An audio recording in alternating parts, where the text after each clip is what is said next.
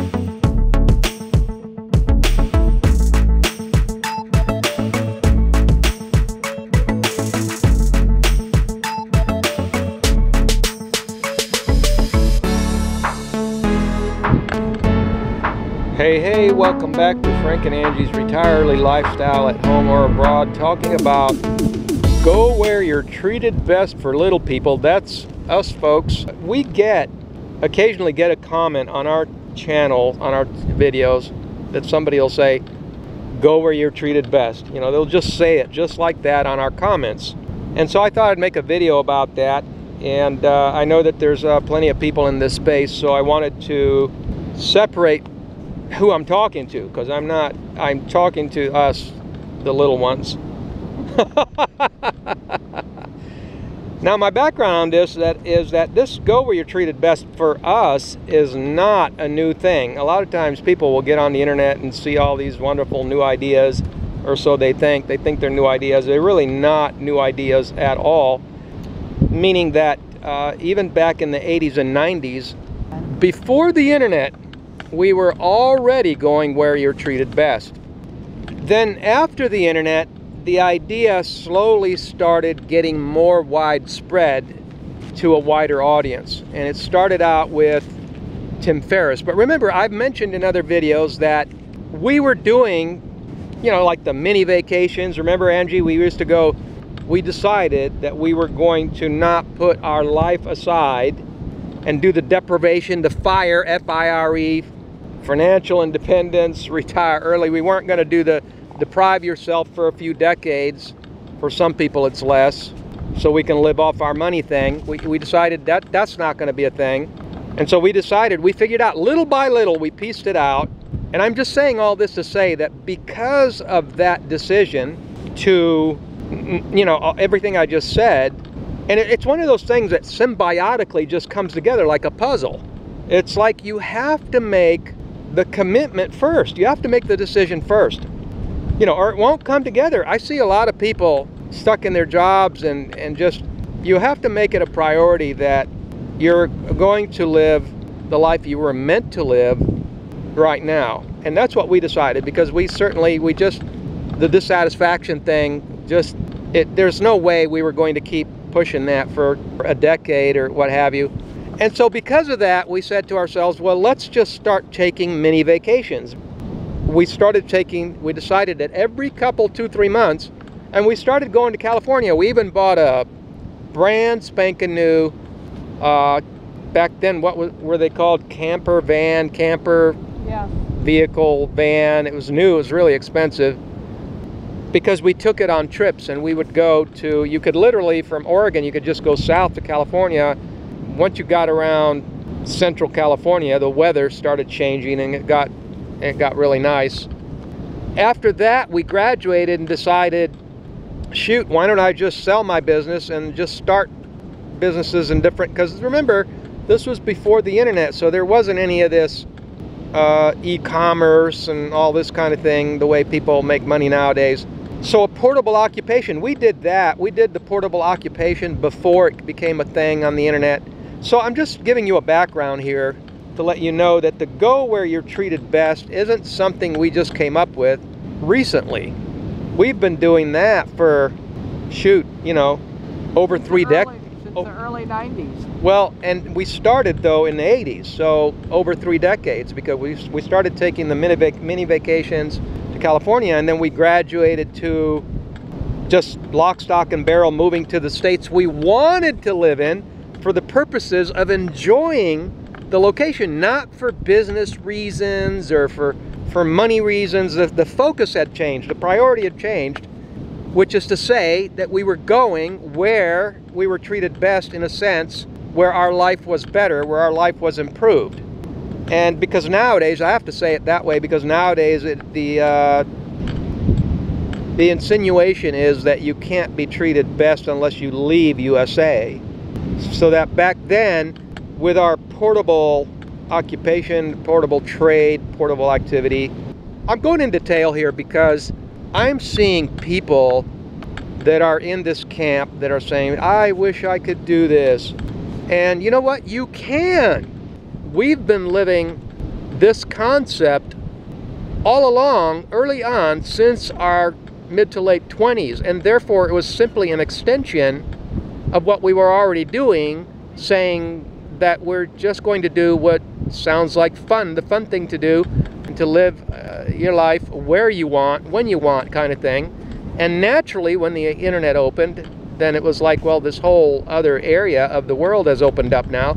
Why not go explore the world and have fun and travel and do this kind of thing, since we've already traveled all of USA. Yes, we lived in a travel trailer full-time with wife and children, 30-foot travel trailer, spending our time sitting in a jacuzzi and being at the beach, and you know, just being in different warmer weather in the south and just the north, all over the place.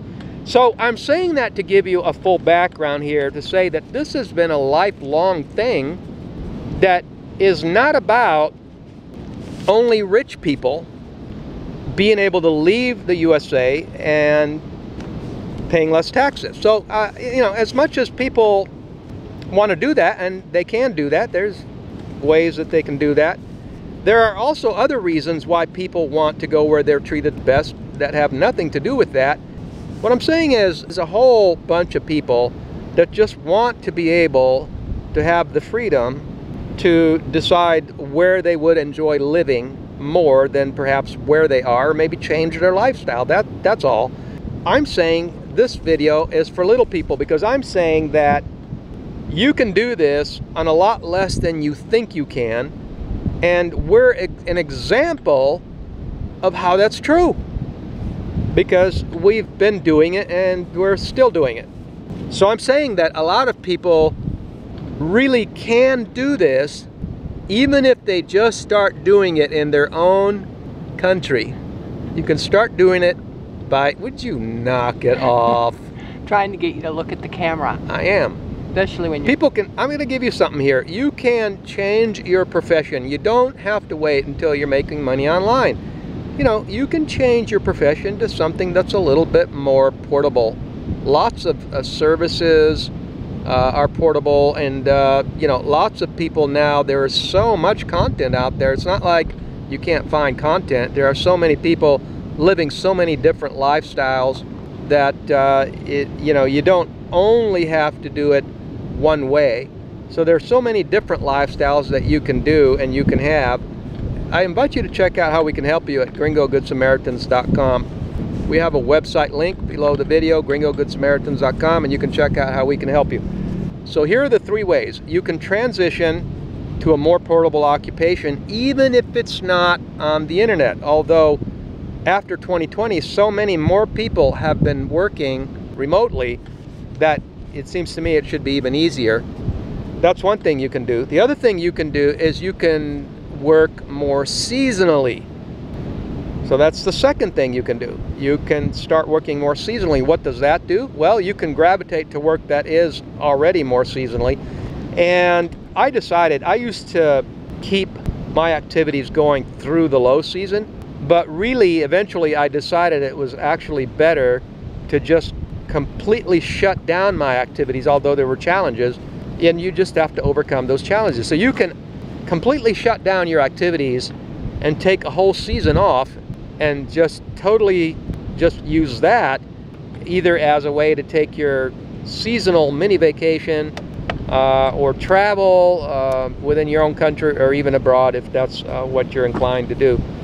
And the third thing you can do is, of course, work remotely. Now, when you work remotely, you're going to want to get out of that employment thing. Even if you just go to the next step and get into the gig economy, which is where you provide a service so that you have clients.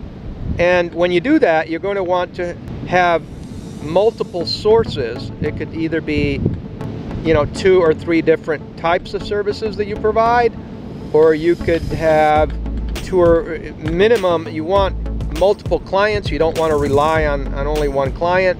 You could have multiple sources where you get clients so that you have a constant stream of clients. And what that will do for you is it will allow you to shut off the spigot, so to speak, so that you can say, okay, well, it's every 90 days I'm going to go on a mini vacation. And that right there, those are like the first few steps. I'm just recollecting back on how we started. We'll get you started on this idea of go where you want to live where you want to live the way you want to live, go where you're treated best. Either way, live the life that you were meant to live. If you haven't done that, what have you done, really? So now I've told you everything that we have done and have been doing.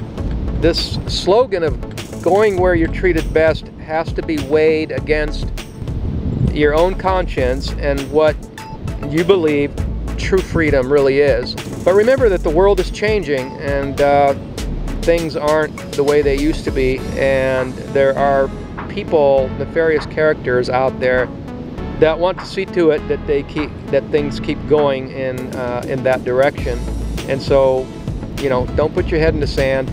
And so remember that we learned a long time ago that making decisions only based on money, in the end, they don't end up necessarily being a good decision.